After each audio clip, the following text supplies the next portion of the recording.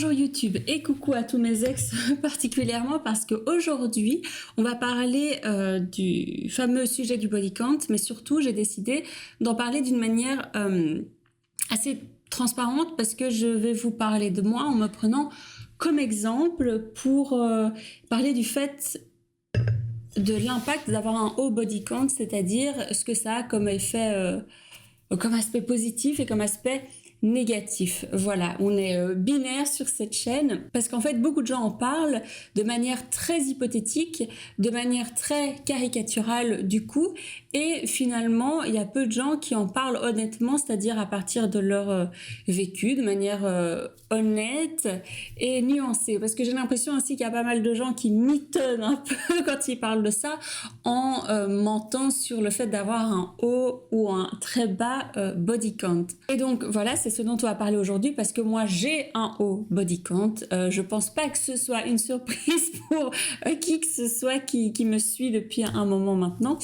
Bien sûr, je ne vais pas vous dire le chiffre, je vous laisse deviner. Si ça vous amuse même de dire en commentaire ce que vous supposez, laissez libre cours à votre imagination, je ne me vexerai pas. Voilà, mais vous comprenez bien que pour des raisons de vie privée, de respect de ma vie privée, je n'ai pas envie de vous donner un chiffre parce que pour certains, beaucoup c'est plus de 10 et pour certains, beaucoup c'est plus de 50. Donc, ou pour d'autres c'est plus de 100. Donc comme je ne sais pas où vous vous situez, que je n'ai pas envie de me mouiller, enfin, ça ne vous regarde pas. Voilà, tout simplement, ça ne vous regarde pas. J'ai un haut body count, c'est suffisant comme information.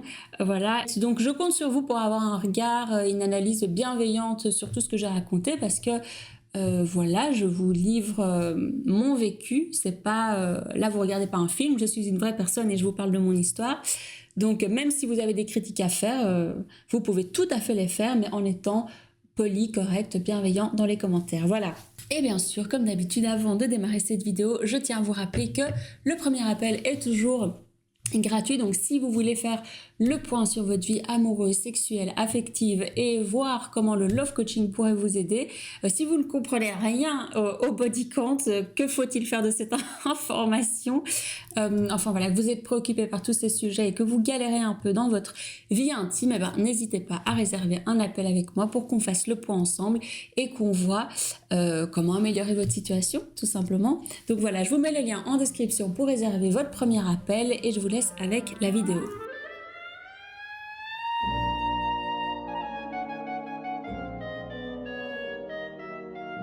Alors j'avais déjà fait une vidéo sur le sujet, j'en avais parlé d'une manière plus généraliste, mais avant d'entrer quand même dans les aspects positifs et négatifs, j'ai envie de vous faire une petite intro pour ajouter quelques points sur les aspects peut-être caricaturaux dont il faudrait se défaire, ou au-delà de la caricature, de ce qui me dérange derrière ces discours par rapport au body count.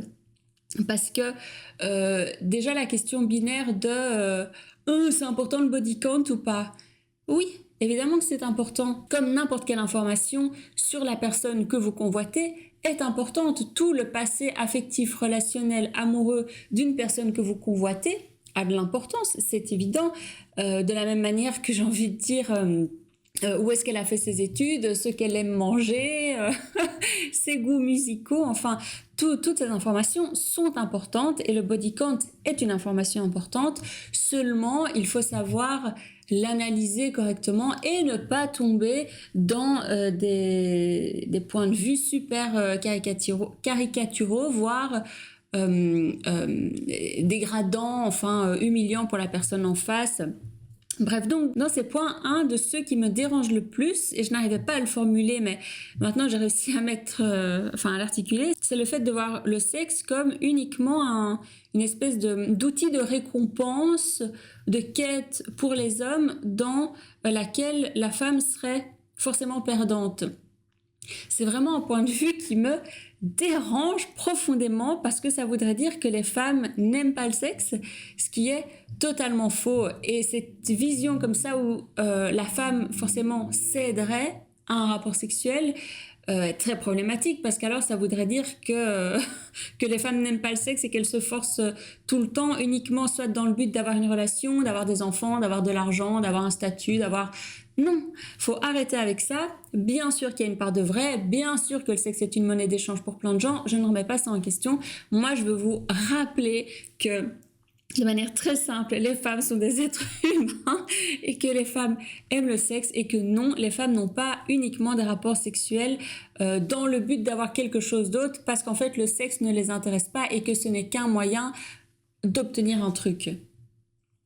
Parce que alors aussi, il y a plein d'hommes qui rentrent dans une espèce de dynamique, ça s'entend dans leur langage où ils vont dire je l'ai bien baisé, je l'ai bien eu, je l'ai défoncé, je l'ai ci, je l'ai ça, ou comme si c'était toujours eux qui avaient un ascendant sur la meuf parce qu'ils ont couché avec.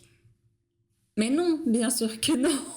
Ou alors si vous voyez ça comme ça, ben c'est bien triste parce que vous n'avez jamais été ni amoureux, ni en état de symbiose sexuelle avec quelqu'un. Et en fait, c'est vous les gros perdants dans l'histoire, quoi. Attention, maintenant, quand je vous parle de tout ça, je suis pas là ni pour dire qu'avoir un haut body count c'est bien, ni pour dire que c'est pas bien. Je suis là pour amener un point de vue... nuancé, un témoignage nuancé sur le sujet, mais je veux pas faire ni l'apologie de quelque chose, ni une critique déprimante et culpabilisatrice non plus. Oui, et j'aimerais ajouter aussi qu'avoir de l'expérience, ce n'est pas pareil qu'avoir des expériences. On peut avoir eu plein d'expériences sexuelles, mais faites que de sexe médiocre et vous n'avez rien appris ni sur vous ni sur les autres et vous n'êtes pas du tout devenu un bon coup, comme vous pouvez avoir eu peu d'expériences, mais des expériences de qualité qui vous ont amené à avoir de l'expérience parce que vous avez approfondi, cherché, découvert, voilà. Et un dernier cliché qui me dérange aussi sur le body count, les body count élevés, c'est cette idée que ce serait forcément une sexualité décadente et avilissante, faite de soirées, de drogue, d'alcool, de coups d'un soir, de sexe dont on ne se rappelle pas. Non, on peut avoir un haut body count avec... en ayant une vie sexuelle avec des partenaires de qualité, pas du tout dans un cadre festif, mais voilà, dans un cadre normal, c'est-à-dire soit des rencontres dans toutes sortes de lieux divers et variés, ou sur Internet, ou au travail, via, avec vos amis, enfin... faut vraiment sortir de cette vision caricaturale de c'est la grande débauche, quoi. Pas du tout. Ce n'est pas forcément lié. Bien sûr, il y a des gens pour qui c'est le cas. Et bien sûr, on va le voir, moi aussi, ça m'est arrivé d'avoir des coups d'un soir, voilà. Mais ça ne fait pas l'entièreté de ma vie sexuelle, quoi. Bon, bref, je ne vous fais pas languir plus longtemps avec mon intro et les points qui m'énervent, parce que c'est pas ça que vous voulez entendre. Vous voulez entendre les aspects positifs et les aspects négatifs. Et je vais commencer avec les aspects négatifs. Et je vais commencer par vous dire que, bien évidemment, qu'en ayant eu beaucoup de partenaires différents, ça m'a rendu extrêmement difficile et sélective. Et ça rend le fait de s'engager avec quelqu'un difficile. Ça ne veut pas dire que c'est impossible, ça ne veut pas dire que j'en ai pas envie, ça veut juste dire qu'il y a beaucoup de frustration parce qu'en ayant eu beaucoup de partenaires et en plus beaucoup de partenaires de qualité, et là c'est même au-delà des rapports sexuels, c'est même dans les relations amoureuses, affectives, le fait d'avoir eu plusieurs histoires fait que quand on commence à vouloir vraiment se poser sérieusement, on compare et on aimerait avoir tous les avantages de tous les hommes qu'on a connus. Et bien sûr, c'est impossible. Et donc, ça crée pas mal de frustration que normalement, vous auriez beaucoup moins si vous aviez connu moins de partenaires. Ensuite, c'est évident qu'en ayant eu beaucoup d'expériences sexuelles qui, en plus, se sont très bien passées, mes exigences sont très élevées et peuvent être intimidantes et frustrantes et dérangeantes pour mes partenaires, mon partenaire. Ça peut être très dérangeant parce qu'il peut y avoir ce sentiment de ne pas être à la hauteur, d'être mis sous pression. En plus du fait que ce soit mon métier, ça rend ça encore plus intimidant. Ça rend les choses encore plus intimidantes. Il y a évidemment aussi le côté où on est parfois bloqué dans des relations qui sont très superficielles et transactionnelles Et c'est pas, je dis pas ça pour me jeter des fleurs, c'est la vérité. Moi, j'ai peu été dans cet aspect très consumériste des relations, consumériste de l'autre, c'est surtout ça, parce qu'il y a un aspect consumériste des relations, ça c'est vrai, mais pas forcément de l'autre, c'est-à-dire que j'avais pas des attitudes stéréotypées, toujours les mêmes avec tous mes partenaires, peu importe qui que ce soit, je fais toujours la même chose. Non, j'étais dans quelque chose d'assez authentique, il me semble, mais j'ai été confrontée à des hommes, à des profils de personnes qui étaient dans cette attitude très interchangeable, très transactionnelle, et c'est vrai que c'est désagréable, c'est vraiment pas chouette. Et typiquement, si moi je voulais me mettre en couple et je tombe du coup sur quelqu'un qui a cette attitude-là, c'est-à-dire une attitude superficielle où le sexe est comme ça transactionnel et que c'est une manière désincarnée d'avoir des rapports sexuels, ça ne me plairait pas, je ne m'investirais jamais avec quelqu'un qui, à force d'avoir trop fait, a comme ça développé des automatismes et ne fait plus le truc de manière incarnée, quoi. Ensuite, c'est vrai aussi que ça peut vous amener à avoir des relations et des expériences traumatisantes, hein. On va pas se mentir. Moi, j'ai eu la chance de vivre vraiment beaucoup de très chouettes histoires, mais bien sûr que dans l'eau, il y en a qui se sont mal passées. Et non, tout ce qui nous blesse ne nous rend pas forcément plus forts. Ça, c'est un peu une caricature. Non, il y a certaines choses qui vous blessent, qui vous abîment. Voilà, mais ça fait partie du jeu. En même temps, c'est le propre de l'expérience humaine, quoi. On ne fait pas d'omelette sans casser des œufs. Enfin, c'est stupide comme expression, mais vous voyez ce que je veux dire. On ne peut pas avoir de l'expérience sans se blesser, sans se heurter, voilà. Bien sûr, il y a tous les risques de maladie. Alors, thanks God, je remercie le ciel. Moi, je n'ai jamais eu le moindre problème, mais c'est vrai que parfois dans l'euphorie de ce genre de relations et de rapports, on peut parfois être dans lâcher prise totale et donc dans la perte de contrôle.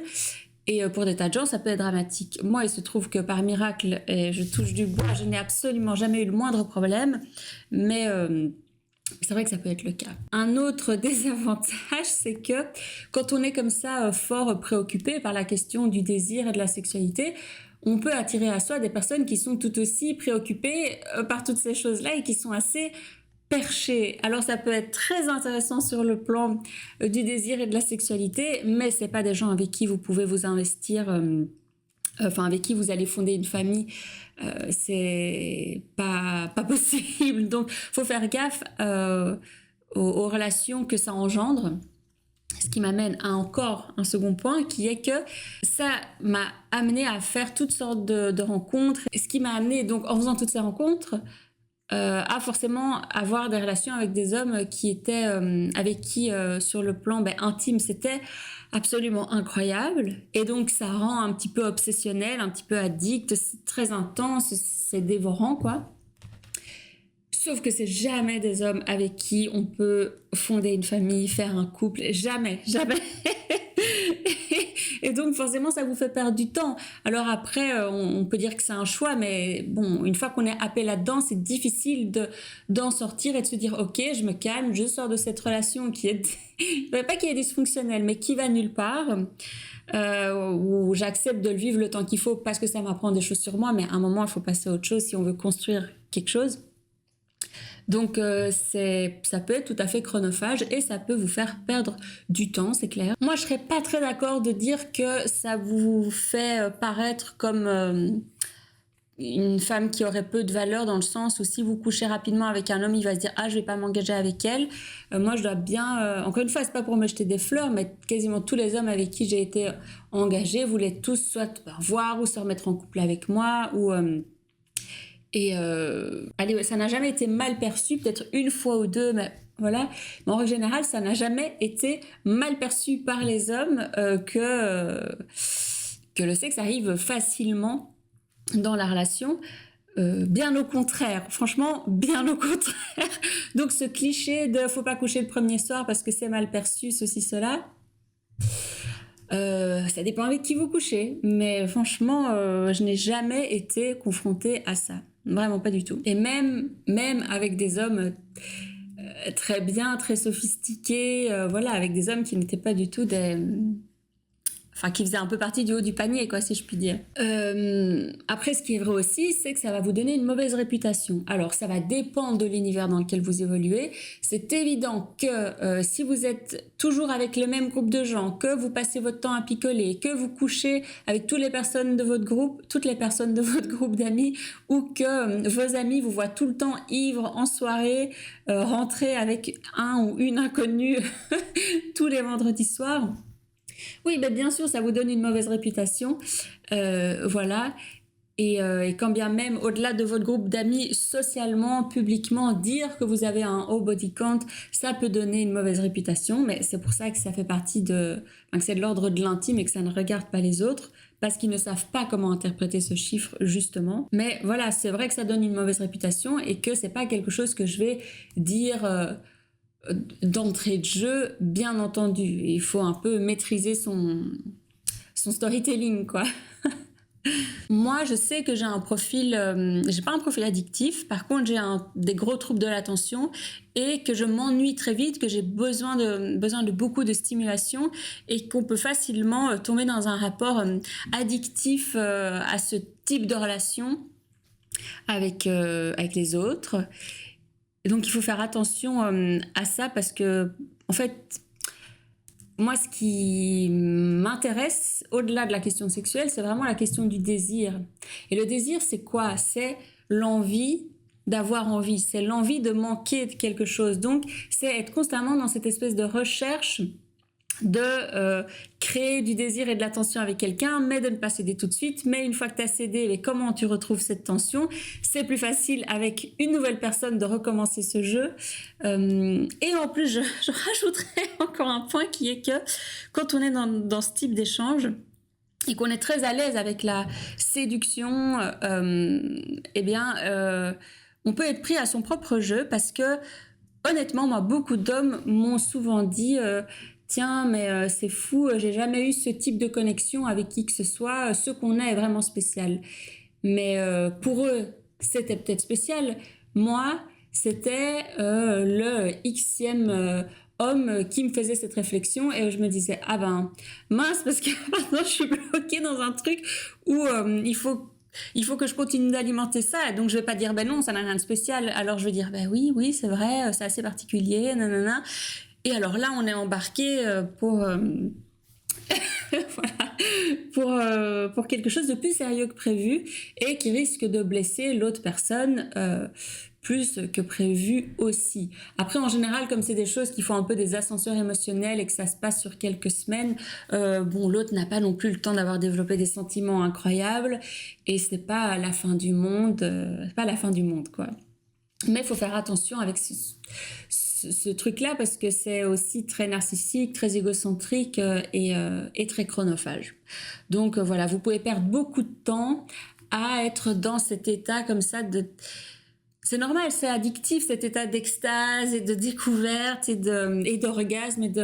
Donc voilà, faut parfois réussir à prendre distance avec ça parce que ça peut vous rendre accro et vous pouvez confondre le désir, l'amour et perdre de vue ce qui est peut-être plus important. Bon, ça c'était les points négatifs. Peut-être que j'en ai oublié. Si c'est le cas, je ferai une autre vidéo et il y aura une suite. Maintenant, on va passer aux points positifs parce que ça fait déjà 20 minutes que je parle.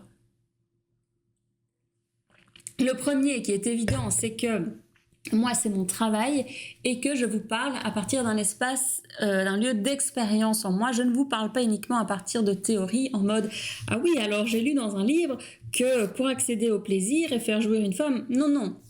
Moi, je vous parle vraiment de choses vécues, expérimentées, ressenties. Et donc, quand je vous donne des conseils, ils tiennent, je trouve, beaucoup plus la route que la plupart des gens qui donnent des conseils sexuels alors qu'ils n'ont rien vécu.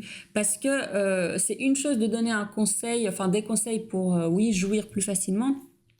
C'en est une autre que de savoir aider les gens à faire des plans à trois, réussir à être fontaine, gérer la non-monogamie. C'est autre chose, hein, ça demande un autre niveau d'expertise, quoi. Donc il y a cet aspect-là, bien sûr. Ensuite, le second point qui me semble évident, c'est l'impact sur ma vie intime à moi et mon partenaire. C'est évident qu'en étant, en ayant toute l'expérience que j'ai, ben, je suis créative, je suis ouverte d'esprit, je suis prête à essayer plein de choses, je comprends comment tout ça fonctionne. Je n'ai pas besoin d'en parler pendant 1000 ans pour comprendre ce qui va marcher, pas marcher. Je suis très très bonne dans l'analyse, dans la lecture de l'autre pour savoir, ah tiens, comment le séduire, l'exciter, lui faire plaisir. Enfin voilà, je vous laisse imaginer ce que vous voulez, mais j'ai vu que c'est absolument ce qui me passionne dans la vie. Ce n'est même pas que au point de vue sexuel, c'est encore une fois toute la question de la séduction, du désir, de l'amour, comment entretenir ça, comment l'alimenter. Mais voilà, j'ai pas mal de ressources. Ensuite, d'une manière encore plus personnelle, ben moi j'ai des souvenirs de tout ça incroyables quand je serai plus âgée. Voilà, il y a des gens, oui, ils ont des souvenirs de voyage. Ah bon, alors j'ai aussi des souvenirs de voyage, mais j'ai des souvenirs des moments d'intimité absolument magnifiques, incroyables, des moments d'extase, de grâce, vraiment sublimes avec des hommes incroyables. Et je chérirai vraiment ces souvenirs, mais jusqu'à la fin de ma vie, quoi. Et quand j'en parle de cette manière-là, c'est bien la preuve que c'était des très bons souvenirs pour la plupart, et que comme c'était des bons souvenirs et que j'ai vraiment pas vécu beaucoup d'expériences négatives et avilissantes, ça m'a aidé à me construire, à avoir confiance en moi, à me sentir féminine. Enfin, vraiment, ça m'a portée et protégée et élevée de plein de manières, et que je trouve absolument passionnante et que je crois que je n'aurais pas pu découvrir seule, sans la confrontation à un profil d'homme, quoi. Et d'ailleurs, parlons-en des hommes. C'est peut-être débile et j'ai l'impression d'être comme un vieux boomer en disant ça, les hommes qui disent oui, j'aime les femmes. Mais voilà, moi j'adore les hommes. J'adore les hommes et j'estime avoir eu la chance d'en avoir côtoyé des tas absolument extraordinaires, quoi. Donc je ne regrette pour rien au monde de les avoir connus parce que vraiment, ils m'ont tous apporté des choses différentes, intéressantes et précieuses, que ce soit ce qu'ils aient pu m'apprendre sur moi, sur les hommes, sur le monde, sur le couple. C'était très riche. Et voilà, moi je vous parle de tout ça. C'est évident que, comme je l'ai dit dans les points négatifs, ben c'est très chronophage. Moi j'ai consacré énormément de temps et d'énergie à tout ça, mais heureusement qu'il y a tous ces aspects positifs qui me remplissent, qui m'ont nourri, qui m'ont porté, protégé, comme je disais. Puis pour revenir à quelque chose de plus pratico-pratique, c'est évident que moi j'ai pu réaliser beaucoup de mes fantasmes. Alors tout le monde n'est pas préoccupé par ça dans la vie, mais je sais de source sûre, puisque c'est mon travail, que la plupart des gens aimeraient pouvoir réaliser un bon nombre de fantasmes et n'ont pas l'occasion de le faire et passent toute leur vie à rêver ne serait-ce que de sexe anal ou de plan à trois. Bon, ben... voilà, je peux vous dire que moi, bien au-delà de ça, il y a des tas de choses que j'ai déjà eu la chance de réaliser et j'estime avoir eu beaucoup de chance. D'un point de vue plus relationnel aussi, le fait d'avoir été confrontée à beaucoup de profils d'hommes différents, eh bien, ça a clairement développé ma clairvoyance et mon intuition. Quand je rencontre quelqu'un, je peux très très vite savoir si ça va le faire ou si ça va pas le faire. Là où des femmes peuvent se laisser complètement berner, manipuler, ou même le fameux love bombing, moi, mais aucun homme ne m'a jamais parlé comme ça, à chercher à me mentir, ou alors si c'est arrivé, je m'en suis rendu compte, mais j'ai jamais eu ce genre d'expérience négative parce que je le sens et je le vois à des kilomètres. Et j'ajouterais que le fait d'avoir cette ouverture sexuelle fait que les hommes vont moins rentrer dans des jeux où ils se disent « Ah, il faudrait la manipuler pour réussir à coucher avec elle. » Non, non, moi si j'ai envie, je ne cède pas. Ça aura lieu parce que j'en avais envie et pas parce qu'on m'a manipulée. Non, donc quelque part ça facilite les choses ou alors les mecs qui seraient pervers et qui auraient envie de rentrer dans des jeux de manipulation ne m'approchent pas parce que enfin voilà, ça marche pas et il n'y a pas besoin, quoi. Et puis j'ai envie de conclure en disant que quelque part, c'est très valorisant pour les personnes en couple avec des gens qui ont des hauts body count, parce que ça veut dire que parmi tout le choix que j'ai eu, c'est toi que j'ai choisi. Et je pense que ça, c'est très valorisant. C'est pas un choix par dépit, c'est un choix qui dit, ben, franchement, j'avais beaucoup d'alternatives et c'est toi que j'ai choisi. Parce que détrompez-vous, non, tous les hommes ne vont pas se dire « Ouh là là, je voudrais pas sortir avec elle à cause de son body count ». Vraiment pas. Quand vous voyez des vidéos avec des hommes qui le disent, en général, c'est des mecs qui ont moins de 25 ans, ou alors c'est des mecs qui veulent vous vendre des formations, mais dans le réel, les choses sont différentes. Donc, selon comment vous vous présentez et selon ce que votre body count va raconter de vous, ça n'aura pas, ça ne vous, enfin, on ne vous en tiendra pas rigueur.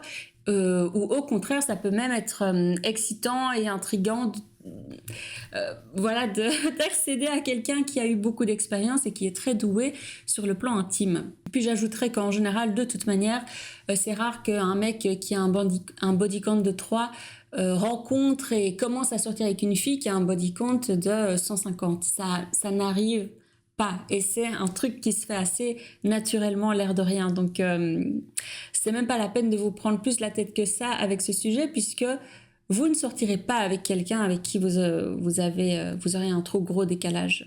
Donc voilà, bref, je pense que je vous en ai dit assez. J'ai peut-être oublié des points, mais je vous ai fait cette vidéo de manière assez spontanée parce que je me suis dit, mais en fait, ce serait bien que quelqu'un qui a de l'expérience en parle de manière un peu honnête. Donc je compte sur vous pour avoir un regard, une analyse bienveillante sur tout ce que j'ai raconté, parce que voilà, je vous livre mon vécu. C'est pas là, vous regardez pas un film, je suis une vraie personne et je vous parle de mon histoire. Donc même si vous avez des critiques à faire, vous pouvez tout à fait les faire, mais en étant poli, correct, bienveillant dans les commentaires. Voilà. Je vous remercie de m'avoir écouté. Prenez bien soin de vous. N'oubliez pas que le premier appel est toujours gratuit, donc n'hésitez pas à me contacter. Le lien est en description. Et puis, moi, je vous dis à la semaine prochaine. Et bisous à tous mes ex.